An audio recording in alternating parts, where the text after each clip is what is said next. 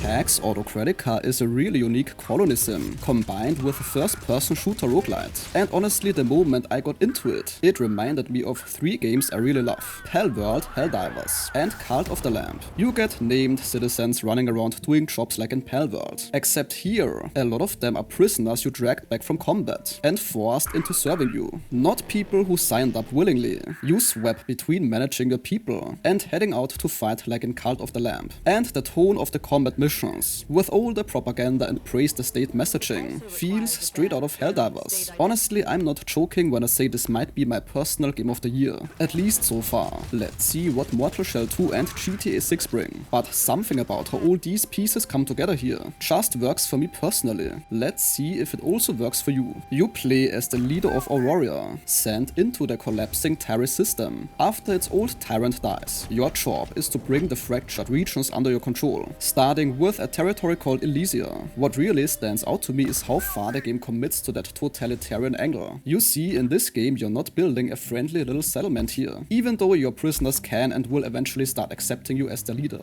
and even appreciate you, somewhat at least. But in the end you're managing a dictatorship, deciding who gets converted, who gets punished, and who gets made an example of. The colony and the combat are not separate halves stapled together, and this is really important, because otherwise the game wouldn't be nearly as good. Everything you build at home feeds directly into what you can survive out in the field, and everything you bring back from missions, including prisoners, feeds your colony. You assign your workforce to mine, gather, haul, research and craft weapons, armor, food and supplies. And yes, you can automate this. Watching just a handful of survivors slowly turn into a real functioning settlement is of course genuinely satisfying. And the building itself is so smooth as well. You place structures from the flying first person mode. You can move buildings around very easily without tearing them down, and the whole thing snaps together very cleanly. Your citizens are actually insanely detailed as well. Each one carries their own fear, gratitude, loyalty or resentment, and if you let things slide, that can turn into open revolt. You have complete freedom how you choose to rule them, either leading into surveillance and punishment, making certain policies similar to the doctrines in Cult of the Lamb, or building genuine prosperity and earning their support. I like that this isn't a fixed morality slider. Curfew, work hours, pay, all of this affects how your people feel about you. That prisoner system might be one of my favorite ideas. The enemies you beat in combat don't have to die. You can capture them, though keep in mind, some are really difficult to catch early on. You drag them back home and decide what happens next. Convert them into loyal citizens or soldiers, exile them, execute them as a warning, or sacrifice them to make your troops even stronger.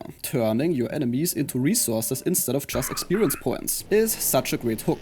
Out in the field, you are flying around a sector map full of resources, wandering merchants, and different mission types and outposts. This ranges from the small resource raids to full assaults on mercenary strongholds and sector bosses. The smaller raids can indeed repeat a bit more than I'd like, but the bigger conflict missions and boss fights are where the game really shows off. Combat is fast and personal. You carry 4 active skills, and during each run you pick up core fragments. This is the roguelike part. They can completely change how you play that expedition, changing your weapons, boosting your soldiers, or letting your troops throw themselves in front of you to keep you alive. Losing those cores at the end doesn't even sting, because the pool you're pulling from keeps growing permanently, and there's a shit ton of them. You also have quite a bit of freedom in how you want to fight. You can go in solo and do everything yourself, fight shoulder to shoulder with a squad, or build up a full army and let your soldiers carry most of the fight. Every soldier has their own rarity, stats, gear, and even ages over time. I will be honest though, my soldiers don't always make the smartest calls. Sometimes they will fire on something that clearly isn't going to hit, or just seem a little lost. It hasn't ruined the fight for me, but when the whole appeal is commanding an army, I do notice it when they're not pulling the weight. So yes, the ally AI needs some work.